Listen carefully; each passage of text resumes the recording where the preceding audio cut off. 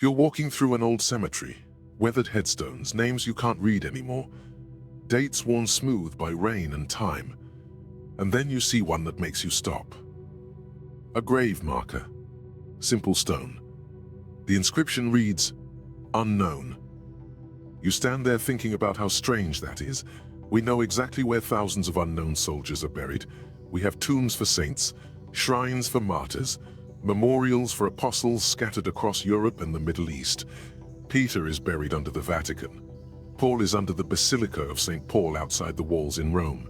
John has a church built over his tomb in Ephesus. Matthew, Mark, Luke, they all have locations, legends, pilgrim sites that people visit to this day. But the brother of Jesus, the man who led the Jerusalem church for 30 years, the man executed by the high priest, whose name appears in the earliest Christian writings, we have no idea where he's buried. No tomb, no shrine, not even a legend of a location. And for the first time standing in front of that unknown grave, the question forms clearly. How do you erase someone that important? My name is Nathan. Some of you know the story. Former history teacher at a Catholic school in Indiana. 12 years in the classroom. Resigned when the questions I was asking made the administration uncomfortable. This question, the one about James, didn't come from a classroom. It came from my sister. 3 years ago, after our father's funeral, we were sorting through family photos, boxes of them, decades of holidays, graduations, birthdays, and my sister stopped halfway through a box and said something I'll never forget. She said, "Nathan, have you noticed I'm in half as many photos as you and our brother?" I thought she was exaggerating, so we counted. She was right. My sister was present at every single family event. Every Christmas, every Thanksgiving, every graduation. But the camera somehow pointed at the men more often. Not maliciously, just automatically. Like the default setting was, photograph the sons. She'd been erased, not intentionally. Just through a bias so ingrained nobody even noticed it happening. And I realized, that's what happened to James. Not a dramatic purge, not a single decision to delete him from history. Just a slow, systematic redirection of attention, until the man Jesus himself chose as his successor became a footnote most Christians have never heard of. You've heard of Peter. You know he denied Jesus 3 times and became the rock on which the church was built. You've heard of Paul, the persecutor who became the apostle to the Gentiles. You've heard of John, Matthew, Mark, Luke. You could probably name half the 12 disciples right now if I gave you a minute. But James, Jesus' own brother, the man who led the Jerusalem church for 30 years, who was executed for his faith, whose death is the only time a first-century non-Christian historian mentions Jesus. You're hearing his name for the first time right now, aren't you? That's not an accident, that's a decision someone made. Let me show you what the earliest Christian text says. Not the Gospels. Earlier. The Gospel of Thomas. Dated by scholars like Helmut Küster at Harvard to around 50 to 70 CE. That's before Matthew, Mark, Luke, and John. Before the canonical Gospels were written. And in saying 12, the disciples asked Jesus a direct question. Quote, "We know that you will depart from us. Who is to be our leader?" Jesus said to them, "Wherever you are to go to James the righteous, for whose sake heaven and earth came into being." Read that again. James the righteous, for whose sake heaven and earth came into being. That's not metaphor, that's designation. Jesus names his brother as his successor, explicitly. In the earliest written record we have of anyone asking that question, not Peter, James. And here's what makes this unbearable. The church has known about this text since the late 1800s when fragments were discovered.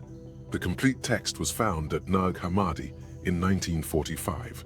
For over a century, scholars have had access to a document that predates the canonical Gospels and records Jesus naming James as his chosen leader.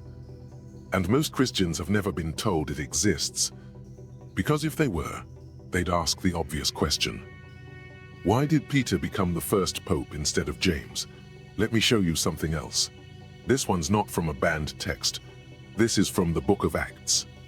Chapter 15. The Council of Jerusalem. Around 49 CE, there's a dispute in the early church.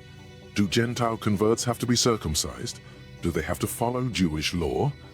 Peter speaks. He gives his testimony. He says, God showed him through a vision that Gentiles are accepted. Paul and Barnabas speak. They describe the miracles God performed among the Gentiles through their ministry. And then James speaks. Verse 13. After they finished speaking, James replied.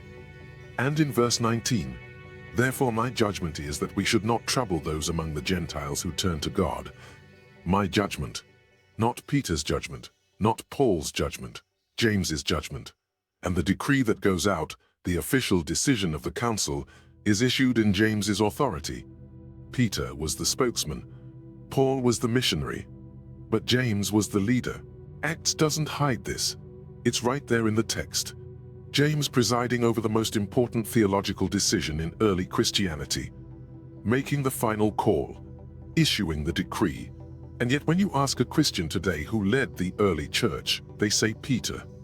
Why? Because the institution built its entire authority structure on the claim that Peter was the first bishop of Rome. That apostolic succession runs through Peter. Admitting James was the actual leader, the one Jesus chose, the one the Jerusalem church followed, would dismantle that entire claim, so they pointed the camera elsewhere. And James disappeared. Now let me show you something that should make you furious. Josephus, Antiquities of the Jews, Book 20, Chapter 9, Verse 1, written around 93 CE. Josephus was a first-century Jewish historian. He was not a Christian. He had no theological agenda. He was writing for a Roman audience, documenting the history of the Jewish people. And there is exactly one time in all of his writings where he mentions Jesus. Here it is. Quote, Festus was now dead, and Albinus was but upon the road.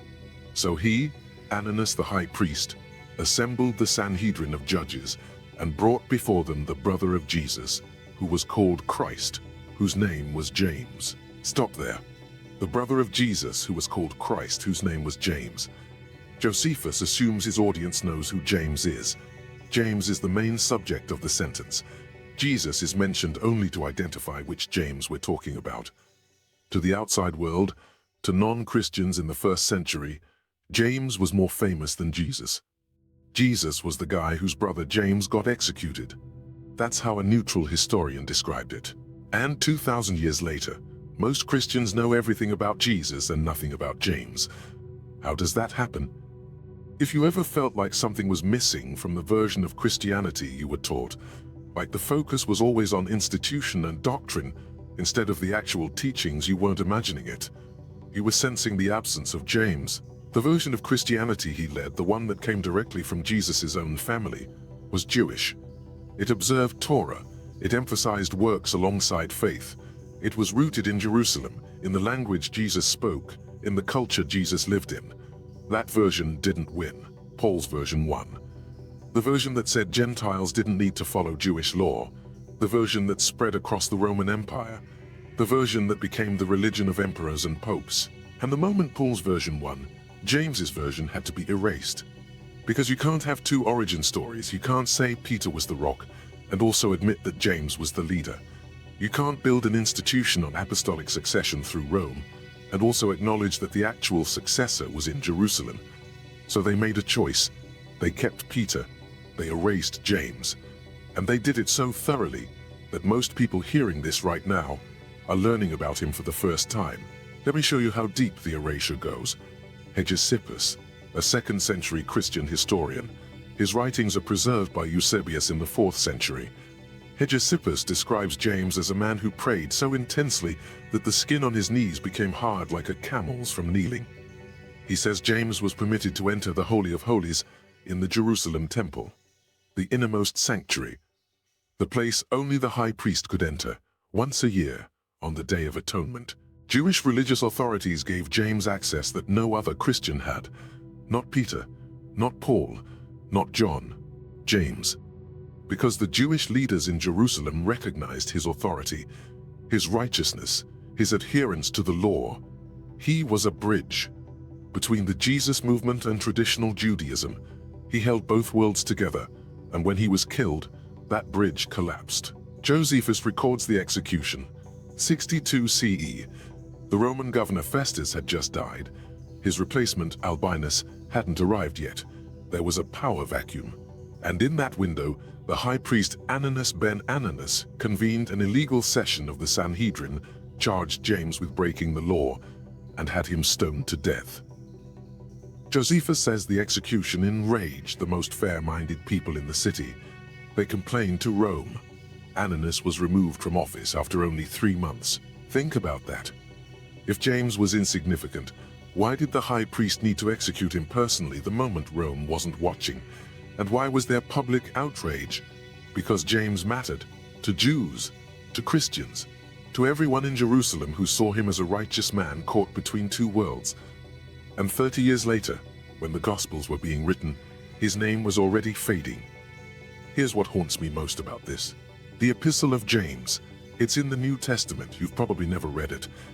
It wasn't widely accepted as scripture until the late 4th century, 300 years after it was written. Why the delay? Because it contradicts Paul. Paul says in Romans and Galatians, justified by faith, not by works. James says in chapter 2, verse 24, a person is justified by works and not by faith alone. Those are incompatible theologies. And the church, which had already decided Paul's version was correct, almost deleted James's letter entirely. Martin Luther, in 1522, called the Epistle of James an epistle of straw. He wanted it removed from the Bible. They erased his leadership. They almost erased his writing.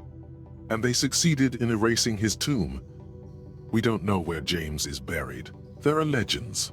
Some say Jerusalem, some say the Kidron Valley. There's no consensus, no archaeological evidence, no pilgrimage site. The man Jesus named as his successor, the man who led the church for 3 decades, the man whose death was significant enough to outrage a city and get a high priest deposed. We don't know where his body is. That's not an accident. That's the most complete erasure in Christian history. I need to tell you about the James ossuary.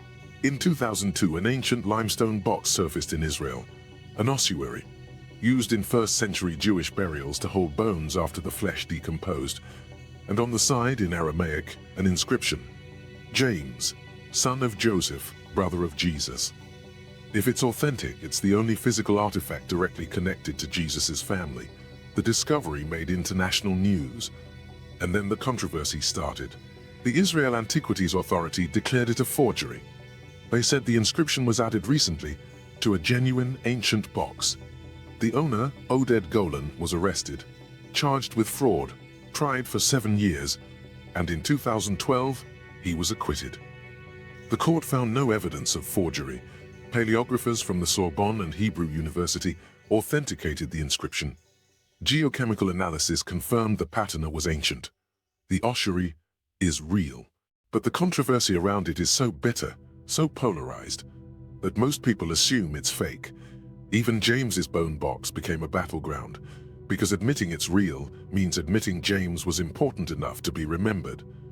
Buried with honor, identified by his relationship to Jesus, and that raises the question the church has spent 2,000 years avoiding. If James mattered that much, why don't we know anything about him? Open your Bible. Go to Galatians chapter 2, verse 9. Paul is describing his visit to Jerusalem. He writes, James, Cephas, and John, those esteemed as pillars, gave me and Barnabas the right hand of fellowship. Paul lists James first, not Peter, not John, James. Paul knew the hierarchy. He lists them in order of authority. And James comes first. This isn't a banned text. This is Paul's own letter in the New Testament, available in every church, every home, every hotel room in the Western world, and nobody talks about it. Because the moment you notice that James is listed first, you start asking why the church says Peter was the leader. And the answer is uncomfortable. Peter became the leader in Rome, in the Gentile church, in the institution that survived after Jerusalem fell in 70 CE. But in Jerusalem, in the Jewish Christian community, in the church that knew Jesus personally, James was the leader. And when Jerusalem was destroyed, when the temple fell, when the Jewish Christians scattered, James's version of Christianity died with them. What survived was Paul's version, the version that didn't require Torah observance, the version that could spread across the Roman Empire without asking Gentiles to become Jews first. That version won. But it wasn't the version Jesus' own brother led. J.J. Benítez spent 40 years investigating the historical Jesus, 15 trips to Israel, combing through manuscripts, archaeological records, the geography of first-century Galilee. In the Caballo de Troya series, Benítez presents James not as a footnote, but as a central figure. He describes James as someone who knew Jesus as a brother first, then as the Christ, someone who had seen Jesus' humanity up close, the temper, the doubts, the arguments, the ordinary struggles of growing up in a family. And Benítez argues that intimate knowledge gave James an authority the apostles didn't have. Peter saw the miracles, Paul had a vision, but James had watched Jesus learn to walk. That's a different kind of witness. And according to Benítez, that's exactly why James was dangerous. Because he represented a version of Christianity that was human, embedded in Jewish tradition, rooted in works and community, and the teachings Jesus actually gave. Paul's version was theological, abstract, accessible to anyone, anywhere, without cultural prerequisites. The institution needed Paul's version to spread, but to make Paul's version dominant, they had to erase James's version. And the easiest way to erase a version of Christianity is to erase its leader. You know exactly how Peter met Jesus, the boat, the miraculous catch of fish. Follow me, and I will make you fishers of men. You can picture it. You've heard the story a dozen times, but you don't know how James came to follow his own brother. The Gospels barely mention it. John chapter 7 verse 5. For not even his brothers believed in him. That's it. One verse. James didn't believe. And then after the resurrection, 1 Corinthians 15 verse 7. Then he appeared to James. Paul records a post-resurrection appearance to James, one of only a handful of individual appearances he lists. Something happened in that encounter, something that turned a skeptical brother into the leader of the Jerusalem church. But the Gospels don't tell you what it was, because if they did, they'd have to center James's story. And centering James means decentering Peter. So they gave you the miracle appearances to the apostles. And they left James's encounter as a footnote in Paul's letter. One verse, no detail, no testimony. The man who didn't believe became the man Jesus named as his successor, and we don't get to know how that happened. That silence isn't mystery, it's editorial control. Let me tell you what I should have said to my sister that day we were sorting through the photos. I should have said, "You're right." And it's not just our family, it's everywhere. In history books, in photo albums, in the stories we tell about who mattered and who didn't. The camera always pointed at the men, not because the women weren't there, but because the default assumption was that men were the story. And once that bias gets baked into the archive, it's almost impossible to recover what was lost. That's what happened to James. The archive, the canonical texts, the institutional story, pointed the camera at Peter and Paul. Not because James wasn't there, but because acknowledging him threatened the narrative they needed to tell. And once the Gospels were written, once the canon was closed, once the doctrine was established, recovering James became almost impossible. All we have are fragments. A saying in the Gospel of Thomas, a mention in Josephus, a letter almost deleted from the Bible, a bone box we're still arguing about, and 2,000 years of silence. I'm holding the Epistle of James right now. It's 7 pages in my Bible, shorter than most of Paul's letters, often skipped in sermon series because it's dense and doesn't fit neatly into grace theology. But here's what stopped me when I read it this time. Chapter 1, verse 1. James, a servant of God and of the Lord Jesus Christ. Not James, brother of Jesus, not James, leader of the Jerusalem church. James, a servant. He had every credential, family connection, apostolic authority, 3 decades of leadership, and he introduced himself as a servant. That's the voice that was erased, not because it was weak, because it was incompatible with the institution that needed hierarchy, titles, and authority structures to maintain control. James led through service, through righteousness, through lived faith expressed in works. Paul led through theology, through letters, through doctrinal arguments that could be systematized and taught. The institution needed Paul's model, so they erased James's model. And they called it apostolic succession. Here's the last thing I need you to understand. This isn't about villains. There was no meeting where bishops decided to delete James from history. It's about what survives. After 70 CE, when Jerusalem fell and the temple was destroyed, the Jewish Christian community scattered. Their texts, their traditions, their oral histories were lost. What survived was the Gentile church, the communities Paul founded, the churches in Rome, Corinth, Ephesus, Antioch, and those communities told the story from their perspective. Peter and Paul were their heroes. James was a distant figure in a city that no longer existed. So when the Gospels were written, decades after the events, the authors wrote for their audiences, and their audiences didn't know James. By the time the canon was closed in the 4th century, James was already a footnote. Not because anyone conspired against him, but because the center of Christianity had shifted. From Jerusalem to Rome, from Torah observance to Gentile inclusion, from James's version to Paul's version.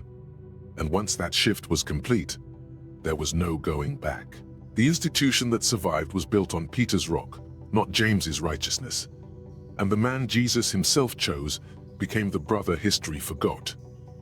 You've been Christian your whole life. You know Peter denied Jesus 3 times and became the rock. You know Paul persecuted Christians and became the apostle to the Gentiles. You know their stories, their struggles, their transformations. But Jesus' own brother, who was there, who led the church, who died for it, he's a stranger to you.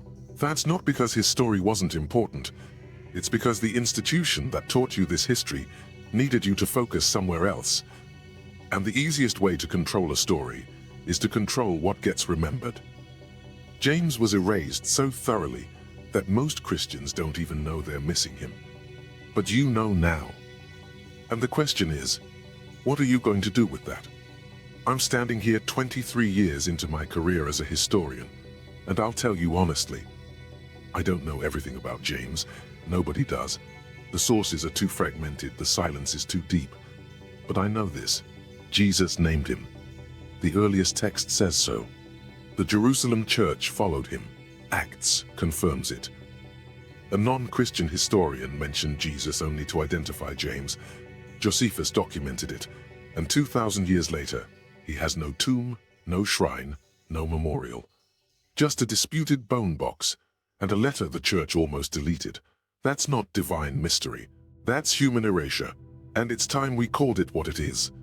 The brother of Jesus was erased, not because he was unimportant, because he was too important, because acknowledging him means questioning everything the institution built on Peter's authority, and the church for 2,000 years decided that question was too dangerous to allow, so they gave you Peter's story, and they buried James's story so deep that even now, hearing it for the first time, part of you wonders if it's real. It's real. The fragments are real, the texts are real, the silence is real. And the reason for the silence is the most damning evidence of all. They erased James because his version of Christianity, rooted in family, in works, in Jewish tradition, in the teachings Jesus actually gave, threatened the institution they were building. An institution that needed apostolic succession through Rome, not through Jerusalem. An institution that needed faith without works, not works alongside faith. An institution that needed Peter's title, not James's righteousness. So they pointed the camera at Peter, and they let James disappear. You decide what to do with this. But the next time someone tells you Peter was the first leader of the church, ask them one question: what about James? And watch what happens. Because the silence even now is the answer.